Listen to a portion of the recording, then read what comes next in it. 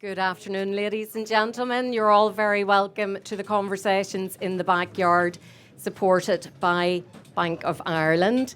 This is the TikTok talk, so hopefully we're going to learn loads of really interesting stuff. And just to let everybody know that the session is being live streamed, as have all the previous sessions.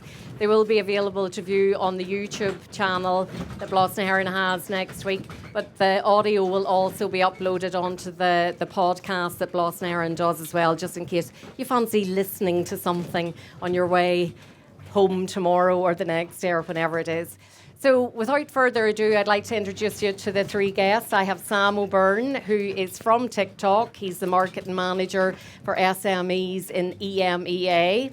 And then we have Jordan O'Flynn, an award winner here today for his black pudding. But Jordan has 67,000 followers on TikTok, which is pretty impressive. And then we've Vinny O'Brien from Tralee, who is an e-commerce strategist. Okay? So the first thing I want everybody to do is put your hand up. Everybody is to put their hand up in the air. Now, keep your hand up in the air if you have a TikTok account for your business. Well, I'm actually quite impressed. What about you, Sam? Yeah, no, that's great to see. Yeah. So tell us about the stats in Ireland whenever it comes to TikTok. Yeah, so there's over 2 million users in Ireland on TikTok. So when you look at our population, that's quite a significant amount of people who have the app. So within that, there's a huge opportunity for everyone, I suppose, to be discovered. But even beyond Ireland, there's 200 million now users across Europe.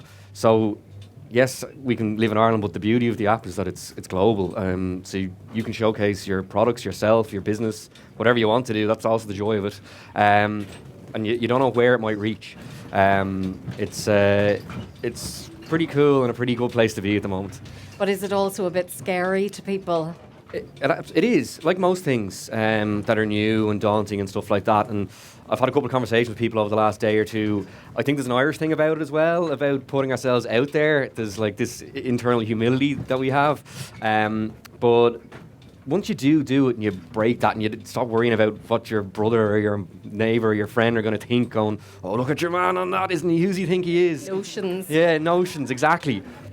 But when you put the effort in and you get over that part and stop worrying a little bit and you start seeing success, the value is there. And like we've heard from people already over the last 2 days about the success they've had through TikTok. So if you're not using it or if you're daunted, just try it out. You have a phone in your pocket, it has a camera. It's as easy as that. You don't need big camera, big production. You can go in and see what other brands are doing, other people like yours in Ireland or globally. That's also the beauty of it. You can borrow with pride and see what others are doing and take the step that way. But I always sort of say to people, don't put it off because it's scary. Just try it out. Start small. Maybe just do a video of like your product and then do a voiceover. And then when you get a bit more confident doing that, then you can jump on camera, maybe not even saying anything. And then finally you can start going, hey, how are you getting on? This is me and this is my product, this is my brand and this is what I've been making. Come try it out. It's small steps. Do you think people think it's for the young ones? I think, yes, you do hear that a lot. And look, that is where it sort of began. It was originally a music app and it evolved into what it is today. So there is that part of it that it's for young Gen Zers. But my dad's on it. My granny's not quite on it yet, but she is on other platforms. Like there is that element to it, but there's something for everybody on it, which I think is the beauty. We call ourselves a discovery platform. So the algorithm does work. When you start liking things and seeing it, it'll show you more of what you like. So if there is that element of, oh, it's for young people, maybe it's not. Give it a go and see what you can discover. If you're like golf, there's golf stuff. If you like gardening, there's gardening. But like interesting enough, when we go back to where we are today, over half the users are searching for food stuff every week. On a weekly basis, they're searching something about food. So that's where the opportunity lies.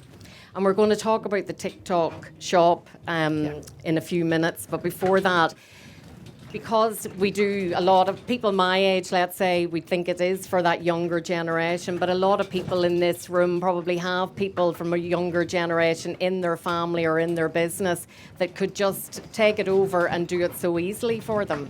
Yeah, that's the thing. Like, the youth nowadays are growing up with phones and social in their pockets. They don't know any difference. I'm that middle ground where I came in, I adapted to it, but they just don't know any different. They just know how to do it from, like, yes, making dance videos and whatever else to keep themselves occupied, but they're growing and getting older now, and they just are naturals. So if you do have someone there and they're confident and you're confident and comfortable to let them at it, do, if you don't have the time or don't have the will to do it yourself either. Like, yeah. And I think something that was said earlier from the chat with Denise, if you do have someone within your business doing it, it gives you a bit of equity and like you're close to the brand. Whereas, yes, you can go and hire like media companies and stuff, but if you're a smaller producer or whatever else, and it's someone in the family or someone who's really like in it, knows the story, the authenticity, and that's another thing about TikTok. It's people love the authenticity of it, so that's why I would encourage people to jump in front of camera, because as we know, people buy from people, social selling, so that is where we do see the results best, when it is someone they're like, oh, I can relate to that person. You can tell your brand story through it, you can tell your personal family story, you can tell your evolution, all that sort of stuff, and people relate. And when you start thinking about then going into store or making a choice between one brand or the other, and you see when you're going, hold on, I know that brand because I've seen it on that platform. It's as much as your actual brand. So it's just another element to that, that you can. It's a showpiece for you. Whenever I started working with Blosnair a number of years ago, and it was on the social media, so it was Facebook and Twitter that we were focusing on, and then Instagram came along, and we set the account up, but we didn't do anything with it really. And then it came to the stage where I cannot keep up with the Instagram content that people here are generating, which is brilliant, which really goes to show that it is the platform of choice for food and drink producers. I did have a look in TikTok. There isn't as much happening there, but I think you definitely have to get your account set up and have your name there, so that when you are ready to take the plunge, you have it there ready. Yeah, and that's the thing. It goes back to nobody else is taking your name now. Your brand recognition. If your handle is something on one place, you don't really want to be something too different on other channels. So you're like searchable and findable when people do go looking. Well, Jordan, before you tell us how you get 67,000 followers on TikTok, tell us about your family business. So we basically specialise in gourmet sausages using local and the finest ingredients where possible. So we have, we're kind of three businesses in one, really. So we have restaurants, so we have two restaurants, and we have a stall in Cork's English Market. We do events around the country, so we do food festivals, so we're in Kilkenny next month. And then we have retail packs as well, so in selected stores such as like Super Value and Dunnes as well. So there's kind of like loads going on. And how do you use TikTok in your business? So TikTok's been very important to us over the last 3 years since I became social media manager. So for about 3 years we've been posting minimum 4 to 5 videos a week, so constantly being consistent. And basically what Sam was saying there about starting off doing normal videos, then for myself doing a voiceover, then slowly getting comfortable being on camera.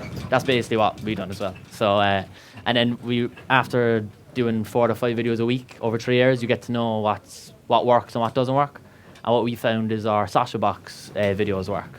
So somebody came up to you whenever I was talking to you, and it's like, the sausage box, man. I have to go and get somebody to tell them you're here. Exactly, yeah. So our Sausage Box videos have 30 million plus views on them. So it was like 4th or 5th most popular menu item in the restaurant. Now it's number 1 everywhere. If we're going to Kilkenny, people are asking for a sausage box and stuff, purely off TikTok. So it's very, very cool. So it's not just Cork people that are aware of you, it's the whole country and beyond, by the sounds of things. Yeah, there's one funny story about someone travelling from the Netherlands. There was a lady who came in and she asked for her sausage box deconstructed, and a person it was on Patrick's Day as well, and it was the person in the queue asked her, what are you doing with the sauce? Why is he getting it deconstructed? And she's bringing it back for her boyfriend in the Netherlands on a flight, which she probably having the next day, so she probably poisoned him, but TikTok, so it's kind of cool to be fair, but yeah. So you never know who's watching, basically. Yeah, 100%, yeah. And the student population in Cork has been very important to you and your business. Oh yeah, very, very important. So we have a sausage box, but then we have like a student discounted one, which is our student box.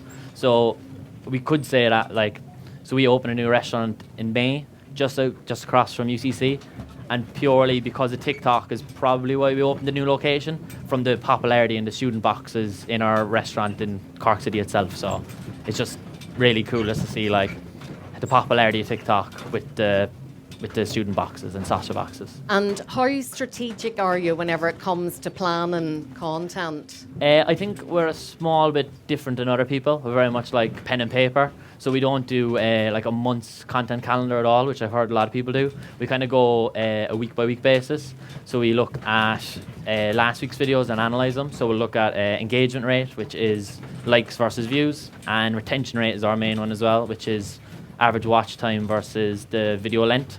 So we were looking at 20% retention rate. We've upped it recently to try and up our game kind of bit. So if we look at last week's videos and we have a video with 26% retention rate, we know we'll probably do that video again this week, or we'll probably do it in 2 weeks' time. Whereas if it was under that, we'll leave it for a few months and then maybe tweak the hook, which is like the first 3 seconds of a video, like the first thing you say or the kind of camera shot of it, if that makes sense. Yeah, and this is something we talked about in the phone in advance of today. It's about repurposing content and reusing it again, because I think a lot of people think, oh, there's so much work and you have to put new stuff up all the time. But actually, if you follow somebody regularly, they're constantly reintroducing themselves to their audience, because of course if you have 5,000 followers today and you have 10 next week, they haven't necessarily seen all that previous content, so people shouldn't be afraid of reusing it. Oh yeah, 100%. So what we do is video concepts, so we don't do trends at all. So trends we feel are a bit unsustainable, and we're all very much like about brand. So in our content we want as much branding elements as possible, whereas if we're constantly doing like trends, we're constantly going away from our brand, and it's not as authentic as well, is what we feel. So what we created was a video concept. So one of them would be like a POV customer order. So once every 2 weeks we'll post a video of me making a customer order and either swap the sandwich or swap the hook in the video. So then you can constantly reuse that type of content, and it's always within brand as well. And you're filming all of this on a phone? Oh yeah, all just on an iPhone, or else you have a Samsung as well. And are there any special apps you use then to edit it, or are you doing that all in TikTok? So we edit on an external platform, Filmora. So that's kind of our main editing software. And then in terms of other equipment, we just have our professional camera for thumbnails. And yeah, just our own iPhones and mics. Yeah, and for all the Cavan and Ballymena people in the room, is that a free app, or do you have to pay for it? You have to pay, yeah, unfortunately, yeah. But it's obviously worth the investment. It is, yeah. It's I can't remember off the top of my head, but it's probably like €20 a month or something like that. It's not very expensive. And how long then does it typically take you once you've filmed something to edit it and put it together? It depends on the video. So we used to do like the famous show Hot Ones, which is the people have like chicken wings and they try different hot sauces with chicken wings. We used to done like a staff version of that. That would be 8 or 9 hours editing, because you have like 3 different camera angles. But at the moment, that just kind of took too much effort for the amount of views you're getting back. So at the moment, we're just doing simple 1-minute videos, and they're probably taking 20 minutes to 25 minutes to edit. So that kind of way. So it's very easy once you get the hang of it. Yeah, it's like practice. Sometimes you just yeah. have to suck it up and get on with it, and then it becomes second nature nearly doing it. Yeah, the more you're doing it. Well, Vinny, let's talk about strategy. And Jordan's talking about the pen and paper, which, you know, is perfect. You know, I don't think you necessarily have to be tapping everything into the computer. And you're a real advocate for combining marketing and technology. Yeah, first of all, I want the sausage box now. I'm disappointed. Not one for everyone here. And that was a mini masterclass. I mean, you can't get much more precise in terms of the things that you need to do there, which was really, really impressive. There's a few things, I guess, as a strategist. We're always looking for channels and always trying to figure out ways to bring your product to market or bring your business to market. And this is one of those examples. I think what Jordan was describing was kind of a key point for me, that you're trying to find, is there something that can bring one piece of your business forward? And that idea of opening a shop because of a marketing channel and an outlet that you found is kind of an extension of your brand. The shop doesn't have to live for 50 years or 20 years or 30 years. It could be gone into a different shop in 12 months. You could look for a different product to bring it forward. And that's kind of how I think about channels and the adoption. And there's a great business, I don't know if anyone's heard of, the Smooth Company. They're a Dublin-based brand. Onni Kennedy was one of those brands that, as a strategist, you're kind of following. I've been in our industry for about 20 years looking at how do you get the next great thing or the next big thing, or how do you make it, as Jordan has said, sustainable? How do you make sure that your business can keep going beyond the today or tomorrow? And Anya had this great idea of a brilliant product that stands out by itself, but it was the fact she had the operational hub of her business was in her hand, meant that she could do her marketing while she was building the brand, building the supply chain that goes with it, and bringing all the kind of partners that were through it. So she was telling her entire story through this one device that was in her hand. And I compare it to, say, maybe some of the trials and tribulations that you've had maybe since COVID. If you're a producer, you were told you've got to get online, you've got to sell, you've got to have an agency, you've got to do, all these functions of digital marketing that are so alien to you and so vast. Like, even for a large organization, it takes so many different people with different skills to do all these things. But now we have these emerging platforms and entertainment channels. Did I get that right? Yep. Such as TikTok, that allow us to have this business in our hand. That means we can be mobile, we can be agile, we can edit really quickly, we can get things wrong.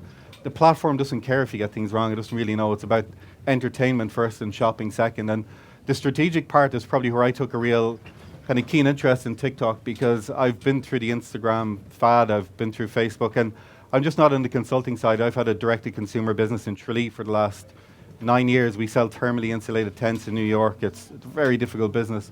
But we've been through all those ideas. But the TikTok shop evolution in Ireland is something I'm interested to watch, because they're blocking external entrants. So I think about Amazon, where you're trying to trade on there, but you've got external producers, you've got businesses that are not Irish born.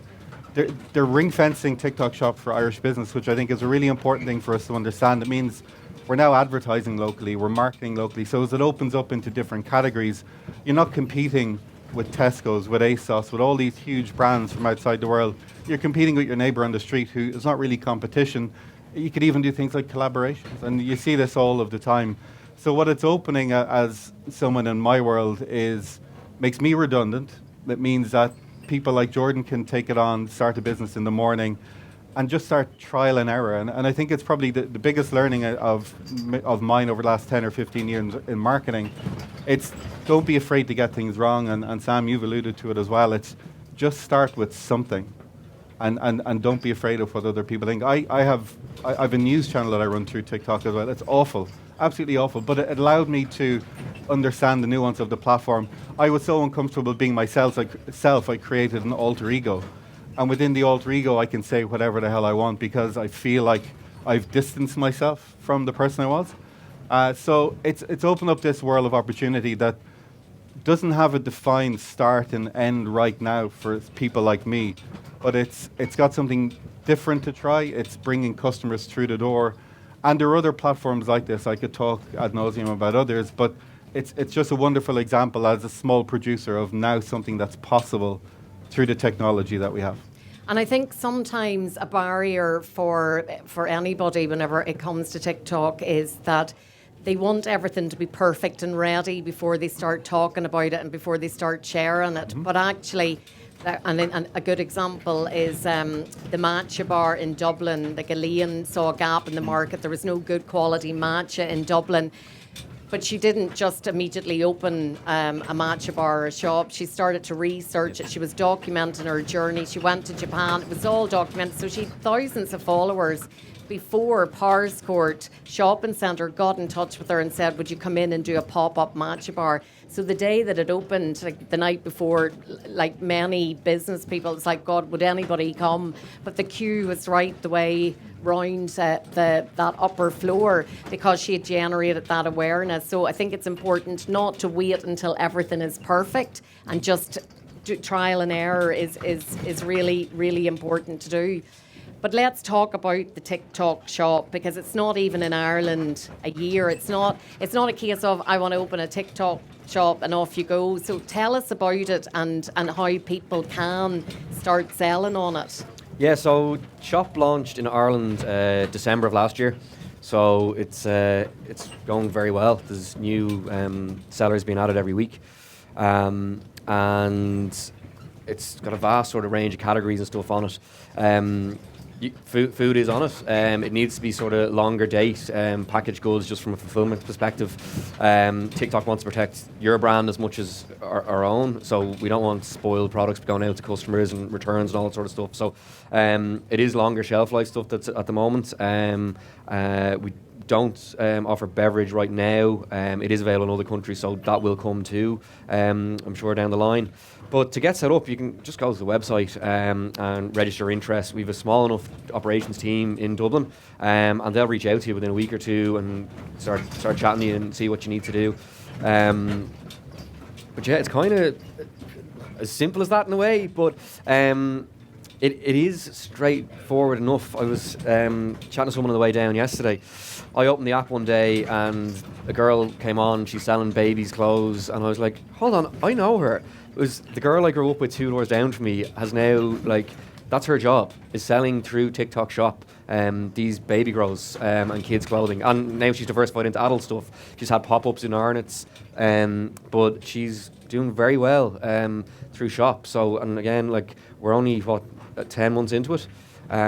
So you can also get car wash stuff on it, because I have a 13-year-old at home. There was like the parcels were coming every couple of days from Lurgan in Northern Ireland with stuff to wash a car. It's like this is Spotless car this for is you. washing up liquid. This will do the job. You don't have to buy it from the TikTok. a colleague of shop. mine is like addicted to buying solar-powered water fountains for his garden, but like that's a different story.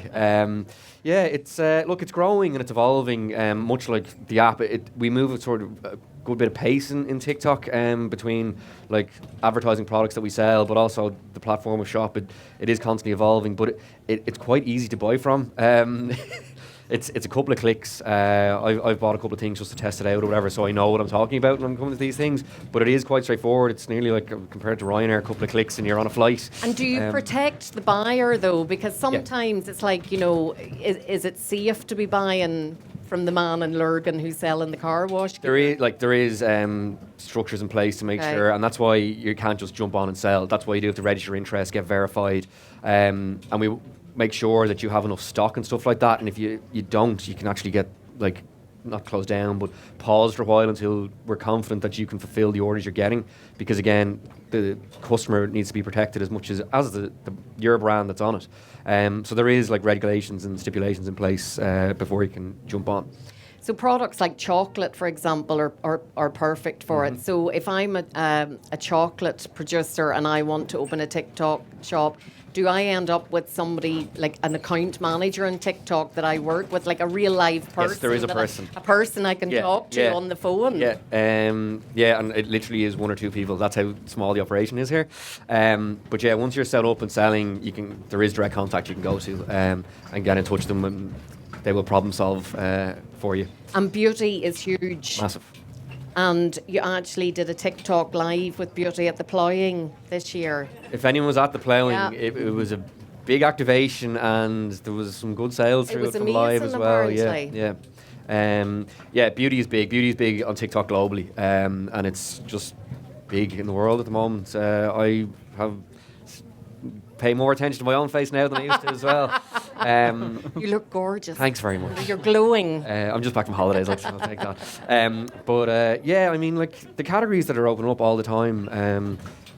Just it's evolves, and like to go back to TikTok generally, like it does shape culture.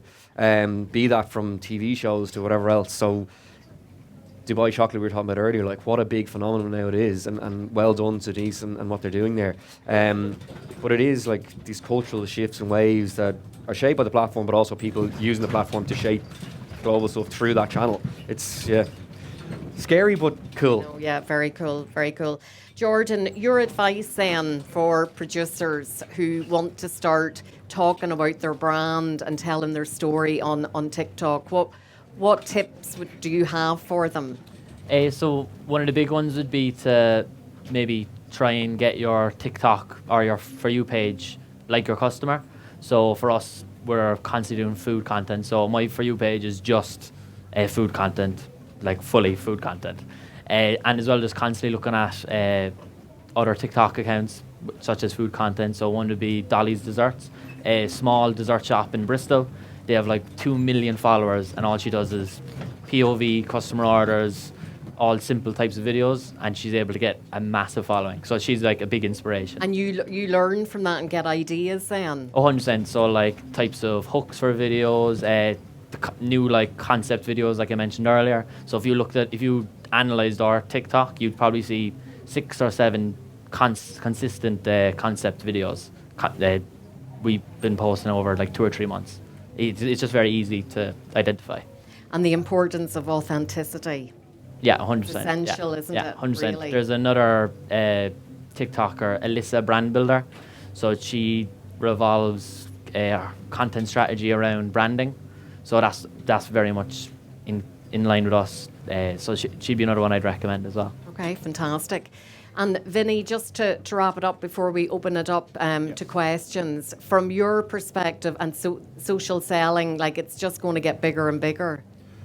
Yeah, over the last few weeks, I've chatted to a few different businesses. One yesterday, which kind of blew my mind. But there's a food producer over in the UK using a different platform, begins with T. I won't say it. But he's selling Not another one. Another one, yeah. They just couldn't get past the alphabet, so they got stuck on T. But he's selling freeze-dried sweets, and he went from Exploded Sweets, heard the story. But they went from selling nothing to doing, I think, 8,000 orders in the first weekend. They've done nearly 200,000 orders now. One customer has bought 48 times from them in the last 6 months.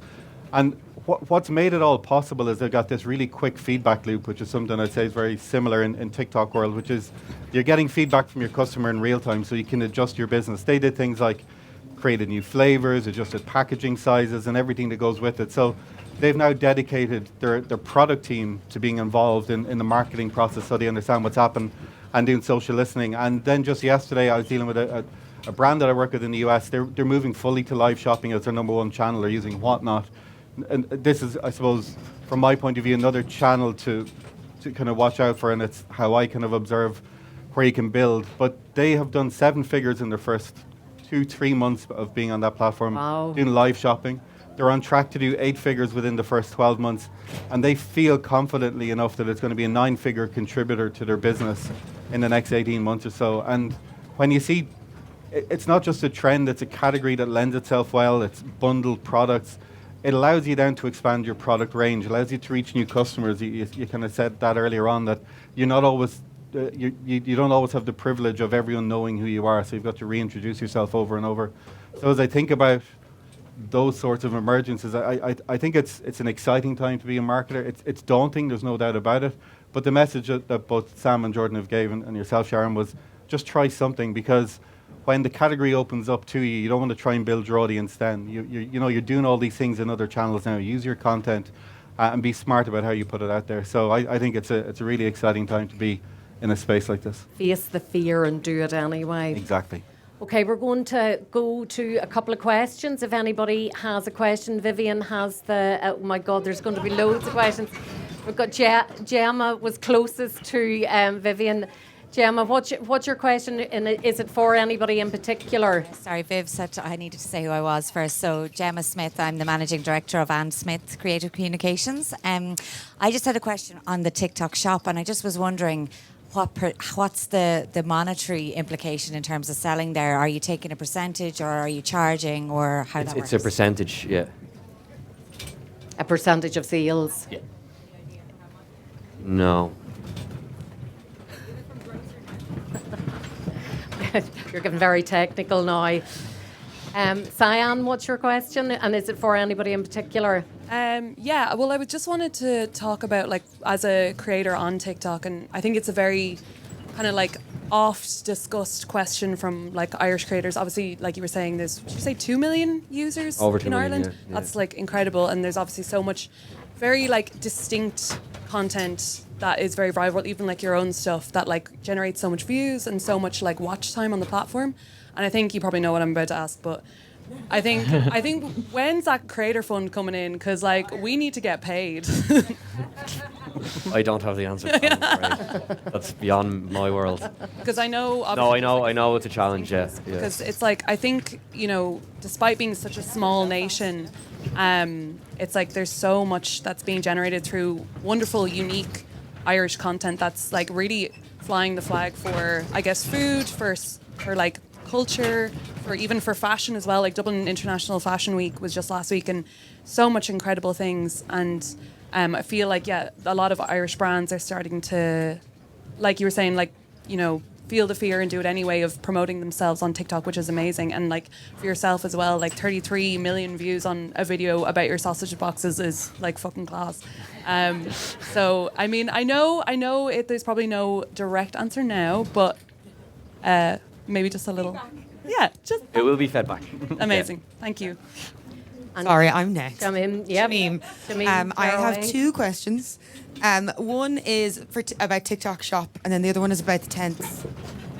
So with the TikTok Shop, I believe alcohol laws are quite particular. Is there any way that like independent brands will be able to sell direct to consumer on TikTok in the future, or is this something we're just gonna? From an alcohol perspective? Yeah, from an alcohol perspective. The regulations are shifted a bit. We now allow 0.0, but it's just kind of watch this space. Certain markets do allow it. Here, You know which ones? Sorry.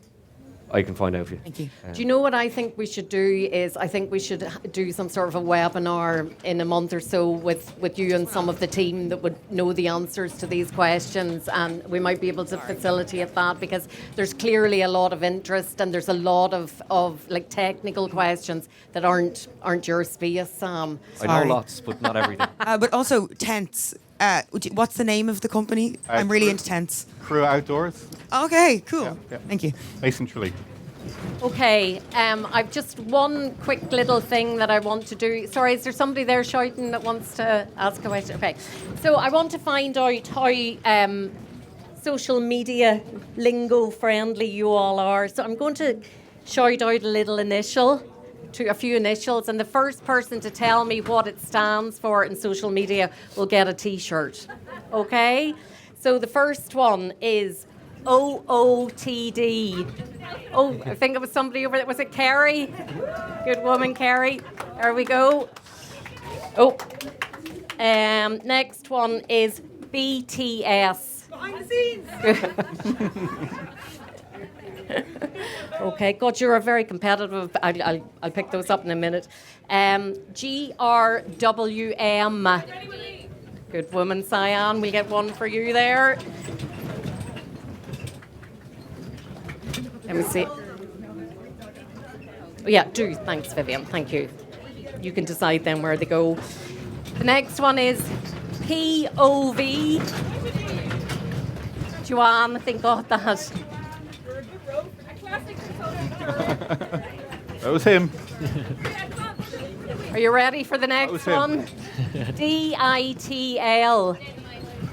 The lady in red. One left, so this is the last one. FTW. Good bird. Juan got that as well for the win. I didn't know that, so I didn't know. Come here, thanks so much for your attention. Lots of other great talks and meet the makers and everything on. Annie Dunn is up next, I believe, and anybody that's into sea swimming, Annie has organised a swim tomorrow morning, Ventry Beach at 8 o'clock, in collaboration with All About Kombucha. They're going to do some breath work, so we might see you there. Until then, enjoy the rest of your day, and a big round of applause and thanks to Sam, Jordan and Vinny.